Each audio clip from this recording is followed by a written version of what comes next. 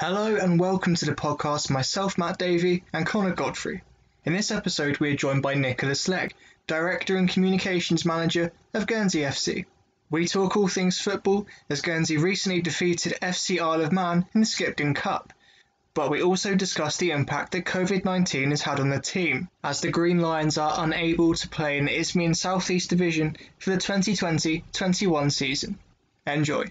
Yeah, so obviously COVID is happening. I guess we went there in February, and the island is probably very different to what it is now. I mean, what is it like on the island with COVID? So at the moment, we're in a very lucky situation. We've only got one active case of COVID, and that was from somebody coming in from the UK. They're self-isolating for 14 days, so they were tested positive. They're not in the community. So from a community point of view, life is the same as normal, apart from the fact that people can't move freely. So kind of the impact of that is Guernsey's really busy in the sense there's a lot happening.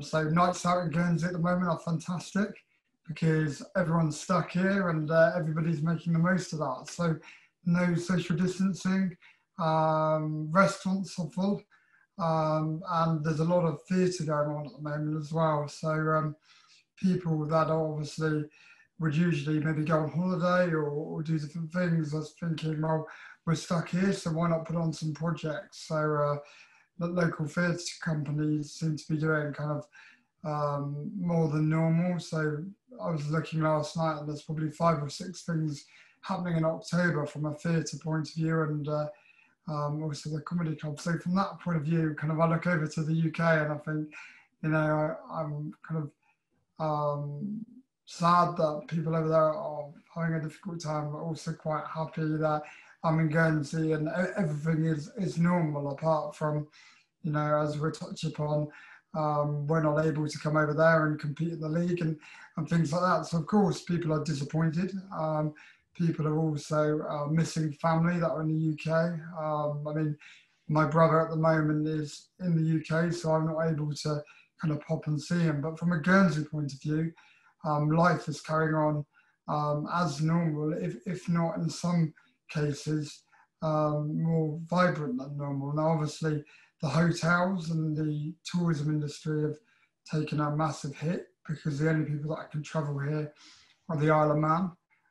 Because they're also relatively COVID-free and have the same system as us. So all of the cruise ships were cancelled this summer. So from that point of view, Guernsey is a very different place. But from an islander's point of view, Guernsey is a really vibrant place to live at the moment. Social distancing, things like that. Is there just nothing? I guess you probably don't need to worry because there's not cases. But I mean, is there? There's nothing at all. So I think we went 120 days without a single case in Guernsey. And like I say, the only case we've got at the moment is contained. And that's because somebody's come back from the UK and like I say, tested positive. So when you go out, there's no social distancing. There's no restrictions on nightclubs, so they're the same as normal. There's no contact tracing needed at the moment. I mean, obviously, if there were cases, then that would be introduced. But the Director of Public Health is just saying, all the things you should be doing coming into flu season anyway. So make sure you keep your hygiene up, make sure you wash your hands, make sure you don't cough, in people's faces. And apart from that, it's just all about good hygiene, and there's no restrictions on movement within the island or within the bailiwick or gatherings. So weddings are going ahead. Like I say, you're allowed in nightclubs. There's no restrictions on licensing or anything like that. The football side of things, what's happening or rather not happening with Guernsey this season? So we're not entering our league, and that's kind of for a couple of reasons. But the really simple one is at the moment, if anybody from the UK comes to Guernsey, they have to self-isolate for 14 days. Obviously, we can't expect teams to come here and self-isolate for 14 days. And equally, on the surface of it, if our team were to travel over and play on a Saturday, they'd also need to isolate on their return, which obviously is not feasible. We did work with public health and look at what the options were, and we were looking at developing a sporting tunnel, and that might be something we look at in the future. And what that would mean is how we could manage the risk. So could Guernsey FC travel away? What would they need to do within that day while they were away to make sure when they came back, they weren't a risk to the population? And that would probably have meant coming back, having a test on arrival, although that doesn't necessarily pick up COVID, and then being tested regularly in the week. So you'd probably be tested on the Tuesday at training, the Thursday at training, and then also keeping a diary of your movements. So we looked at that with public health, but at the moment that just isn't feasible, and it's too much of a risk. Living in an island at the time which was COVID-free for over 100 days, the risk of bringing it back to the island as a football club for us wasn't something we wanted to do. And also with the strict kind of rules over here, you can imagine all our players, they play for free, they don't get paid, and they've all got jobs. And if one of them tested positive and then was off work for 14 days, that's going to have an impact. And also the decision making for a player in terms of, do I risk travelling to the UK, knowing that I might test positive when I come back, was a big burden to put on the players' shoulders. But also we were conscious that if teams came here with a sporting tunnel from the UK, they would have been picked up from the airport, pretty much put straight in their dressing room. They would have warmed up separately, played the game, been fed in their dressing room, and sent straight back to the airport with no interaction whatsoever. And we were aware that that wasn't a very pleasurable experience for a visiting team either. So we were conscious we needed to make a decision really early, because people were already booking flights to come for games, including fans. And obviously, fans were booking without actually understanding the rules, because if a fan came over to Guernsey, they would have to come over 15 days before the game if they had any chance of seeing the game. So you can see from that, at the moment, it's not feasible for Guernsey to be in the league. And we're very fortunate that we worked with the league, and they've allowed us, in essence, to sit out for a season with their blessing. And that's got to be with the idea that we will come back into the same league next season. That's got to be ratified in a meeting in October by the FA Council. But our league have given their full support for that decision to be made. And now, that means that we've secured our place in the league, and that was very important to us. Okay, so in terms of, obviously not competing this season, but is the club just completely shut down for a year? Or are you still training? Like, how does that work? Yeah. Do things still go on? Well, at the moment, we're still working on that. So we've got a meeting in a week's time to look at what does next season, or what does this season look like, and how do we prepare for next season. So the players are still training at the moment. Those sessions are optional, really. So 95% of our players have all signed for a local club, and they've been getting games with their local club. There's a couple of players at the moment that are kind of, still deciding what to do. Ross Allen being one of those. And Ross has kind of been concentrating very heavily at the moment on coaching. But what we're looking at doing now is two things. One, what can we do on Guernsey right now to make sure when we do compete next season, we're competitive, and see this as an opportunity. And we've got a couple of young players, under 18, 16, 17 years old, that were just about to get involved with the club. Very talented players. But what we've got now is we've got a couple more months to work with those players. So it's important from a coaching point of view. We allow players who need to go and work with their local clubs to get game time, but we also work on a program of whether that be games, and other games are very restrictive, of course, because we're stuck here at the moment, but work on a program of developing those younger players. So give it 10 months time and we're ready to go again. Those 16, 17-year-olds have had an experience of 10 months working in the local leagues, but also working with Guernsey FC to make sure when we're back in the league, we've perhaps got 5 or 6 players that we didn't have at the start of this season. So that's one thing we're looking at. And without sounding too kind of cutthroat, we've got to be realistic now. So, some of our players who are maybe 34 to 39, are they going to be around next season? Possibly not. Are they going to be as involved? Possibly not. So who do we need to look to next? And that's the younger generation. So one thing the coaches are looking at doing is, in a way, mirror it, like partnering with the Guernsey under-18s. So one of our coaches is involved heavily in the Guernsey under-18s.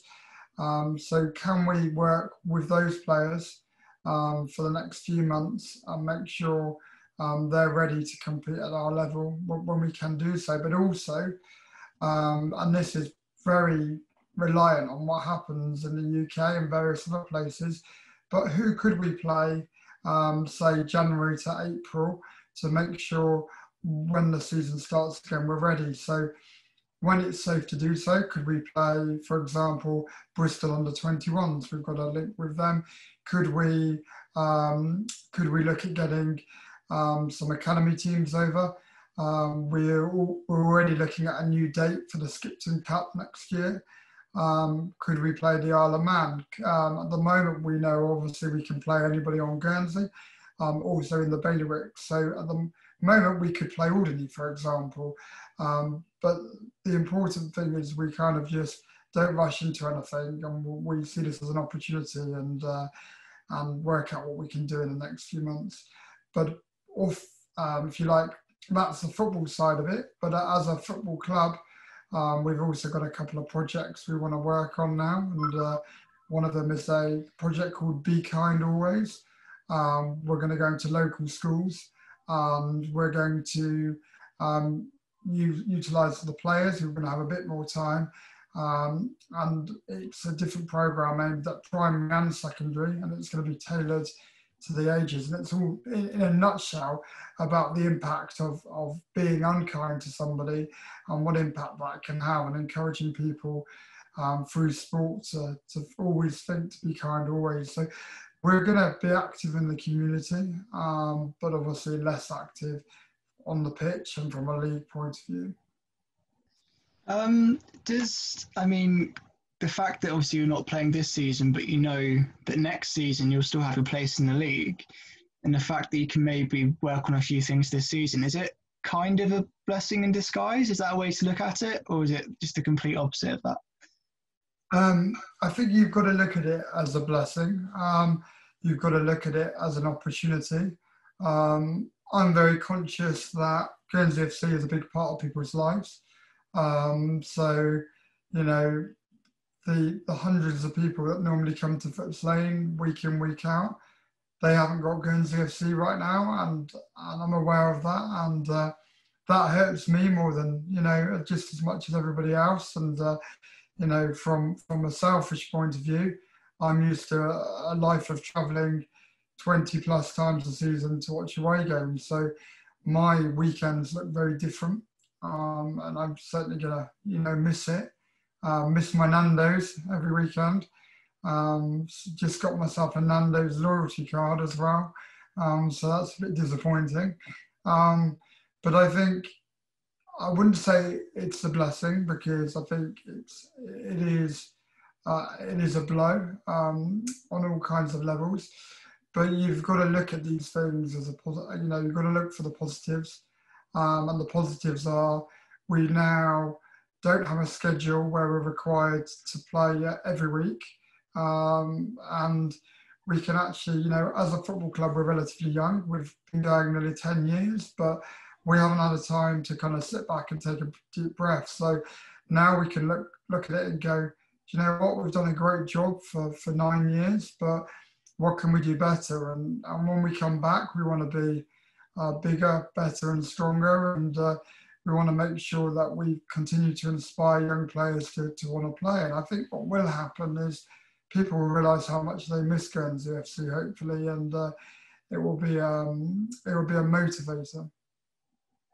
So Guernsey as a club is something that's very, very unique. I was just wondering, financially, does it concern you that the club's not bringing in the ticket revenue? Is something that, especially sort of in the mainland of the UK, a lot of clubs are really struggling, like financially, and the Premier League have sort of set up different payments to help out and things like that. Does that concern you? Is someone involved with Guernsey? It does, but it kind of swings around both ways. So normally, at the end of a season, we very quickly release season tickets, and the season ticket money is a very kind of large percentage of the money kind of we bring in and we need as a football club.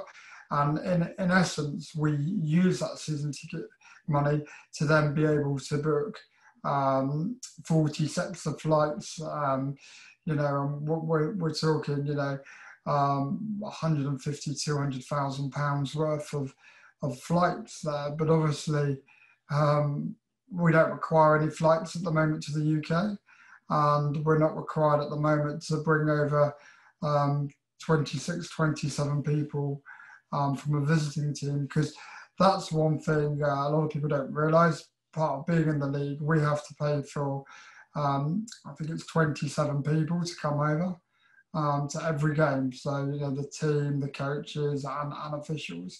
So obviously that's a massive financial commitment. And as soon as the fixtures usually come out, we have to book those flights straight away to make sure we've got the flights. Now, we haven't had that cost. So that helps us out.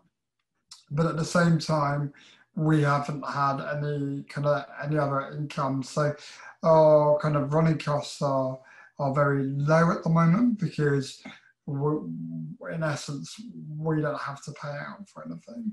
Our players aren't getting paid, so there's no concerns there. So it's a concern from the point of view that we need to make sure people remain engaged with Guernsey FC. So all of the people you'll see advertising around the ground, normally we would have gone out to them and secured their sponsorship for a season. Now, we haven't done that because we kind of, if you like, saw what was happening. But when we do that again, in a couple of months' time, we'll probably be going out to them in February for next season and saying, right, here we go again. And if they turn around and say, actually, do you know what? It's been a year and we're not engaged anymore and we don't want to sponsor you, then that will be a problem. But and there's also the thing that you might have some season ticket holders that say, I haven't really missed it, so I'm not going to get my season ticket. But I think from a point of view of a club, we're in a very unique situation where we haven't got players taking money, and actually our costs now are lower than they've ever been, because our biggest cost is travel and accommodation, and even simple things like, we arrive in the UK and we have a coach to take us to each game. Now, over the course of a season, that's a couple of £1,000. So at the moment, we don't have that. But the important thing is, when we are ready to play again, we need to make sure we get that money in, because otherwise it's just not financially viable. Okay, in terms of playing football then, what is the Skipton Cup and how did it come about? So that's quite an interesting question, actually. So FC Isle of Man have just formed as a football club, and this season is supposed to be their first season going into the national system, and they were inspired to enter a side by Guernsey FC, and they've been working for many years to set up their football club. So a couple of months ago now, they said, they announced that they were launching as a football club and came out and said they would love to play Guernsey FC as their first ever game, as Guernsey FC were the team that inspired them to form the club. And at the time, they reached out to us and we said, we would be honoured to be involved. Fast forward a couple of months, and ironically, the Isle of Man was the only place that we could go. So it worked out really well. So we went over to the Isle of Man, Guernsey FC did, and we played in their first ever game. They've got a 3,000 seat stadium, very impressive, called the Bowl. And we arrived the night before the game. We were told within a couple of hours the game had sold out, so that was very exciting. And we played in their first ever game. They beat us 1-0, so we'll gloss over that quite quickly. Just to throw in a few little things there, they had the luxury of having a lot of players, and they made 10 changes at half time, which was obviously a luxury we didn't have. We only had, in the end, 3 fit players on the bench. A couple of players picked up an injury in the warm-up, and obviously we only travelled with 16 to start with. But so that was a fantastic occasion. And the idea was that we were going to reach out to them and say, thanks for the invite. We'd love to see you next season for a pre-season friendly. But what then became quickly apparent was the idea of having a game anytime soon at that stage looked unlikely in terms of both clubs entering their leagues. And we had such a great time that we thought it would be remiss not to use the air bridge the two islands have. So we said to them, actually, why wait till next year? Do you want to come to Guernsey and play us? So that was where the idea came from. And then I set about organising the game. And I wanted the game to be really special because Guernsey hadn't seen a game since February, so probably since you guys came over, actually. And so you are a curse. So then I wanted to make it a little bit extra special. So I spoke to one of the sponsor, Skipton International, and they thought it would be a great idea to create a cup called the Skipton Cup. And that cup now is going to be played for the next 3 years at least. And we're in negotiations at the moment about when that's going to happen next year. But we welcomed the Isle of Man to Guernsey. We had a great turnout, and the game went to penalties, a very close game, and Guernsey won on penalties. So fantastic occasion. And it's something now that will happen every year in our pre-season. So something to look forward to. We'll be back for that. We'll come over. Hopefully we can lift the curse that we've left on the club. Hopefully. I mean, it would be a great game to come for, because what we're going to try and do is we're looking at the possibility of, at the moment we're looking at the format, but we certainly want to make it a massive occasion. So kind of think of kind of a bit of the pomp you have of the FA Cup. So before the game this year, we had a live guitarist on the pitch. We had a giant 8-meter screen showing replays and all sorts of things going on. We had a gin bar. We had a blow-up football pitch for children to be involved in. So next year we want to be bigger and better. So we're looking at having music before the game, having a bar down there as well. But we're also looking at having bands after the game, so making it a real occasion. So you buy a ticket, but there's a couple of different options. You can have a meal, and obviously if you buy a certain ticket, then you've got the opportunity to stay post-match, enjoy the celebrations with the players, and also all the people that have joined for the corporate lunch, and enjoy a band. So in my head, it's kind of a football fest, so it's a cross between like a festival, and you throw alcohol in there, which always makes some people happy, and also make it also family inclusive. We'll be there. I'll get booking our flights, whenever it may be. I just want to go back to Guernsey just quickly and sort of, you are in such a unique position. It's something that I've always thought about the club, especially with the Isle of Man thing. In terms of the club in general, is being an island club, would you say it's more of a curse and a blessing, or would you say it's just that is your pull for players? So to use a phrase that Tony Vance, our manager, says, it's our biggest blessing in the sense that the water around our island, looking behind you, there is a good example, but also a bad example. So Ross Allen, growing up in Guernsey and going on to score, say, 300 goals for Guernsey FC, nobody could take Ross Allen because he lived in Guernsey. And if you were a club in the UK and Ross Allen has just scored 5 goals on a Tuesday night for Guernsey FC and you're struggling for goals, you're probably going to tap Ross on the shoulder and say, come to X, Y, and Z, come to Hastings, we'll give you £200 a goal. And Ross Allen's probably going to go, do you know what, that's just down the road, see you later, Guernsey. But Ross doesn't want to play for anybody else, because one, he lived in Guernsey and wanted to play for Guernsey.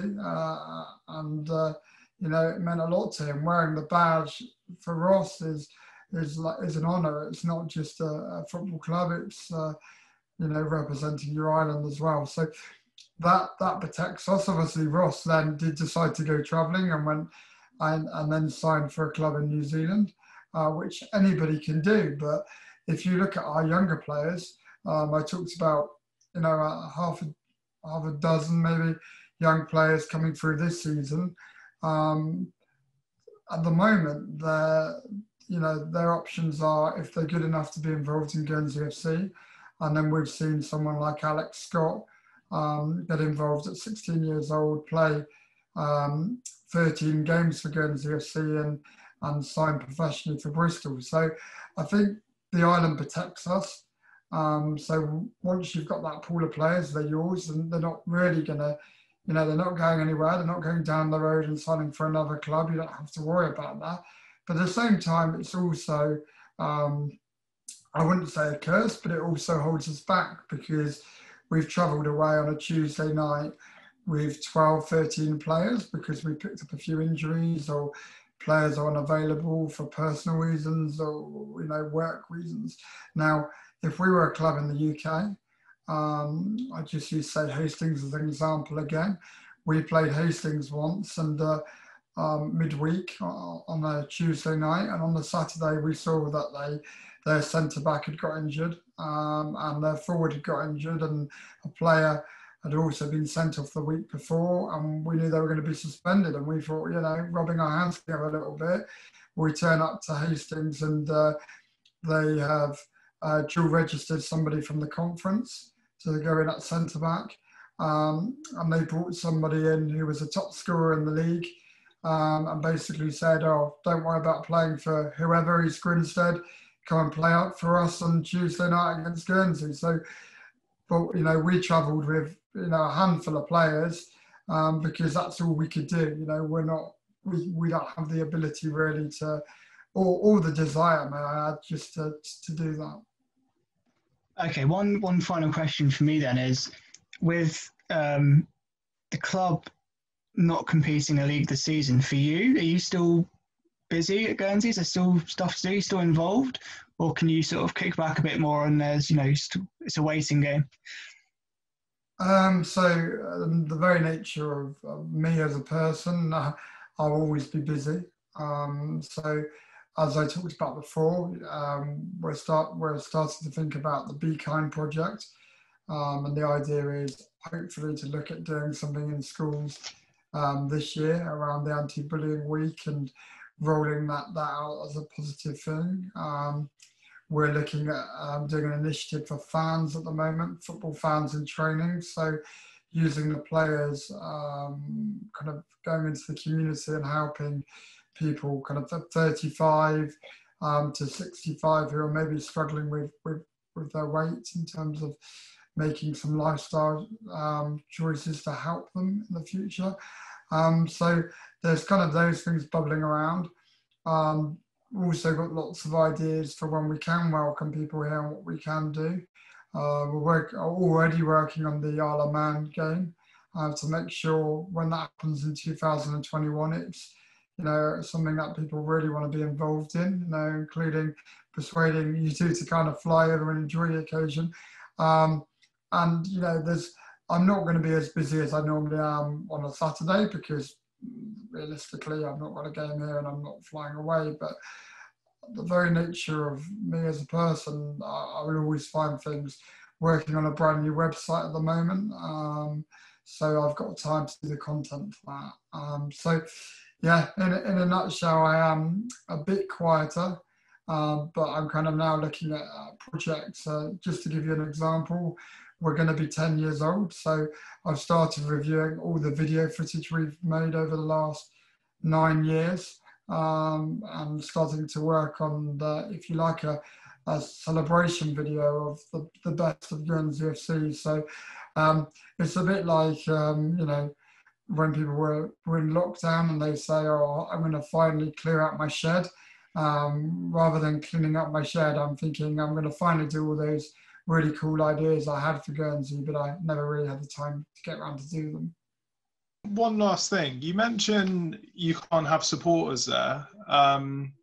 Is that just because there isn't any games, or is there some, I know you mentioned there's no sort of social distancing or anything, but in terms of mass gatherings, are you allowed to have loads of supporters there? Say if you played some sort of exhibition between the under-21s first team? So there's no restriction at all in Guernsey in terms of having supporters to a game. So for example, the Isle of Man game, we were just short of 2,000 people there.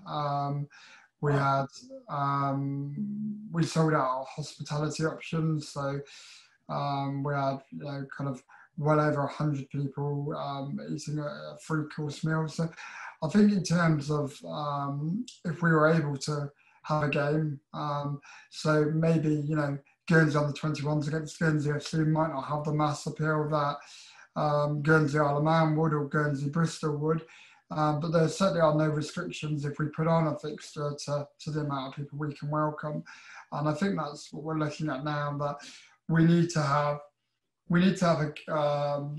fixtures, and those fixtures need to have a purpose. So whether that's integrating the younger players, so whether that's Guernsey FC versus Guernsey under-21s, and that might be more for the players.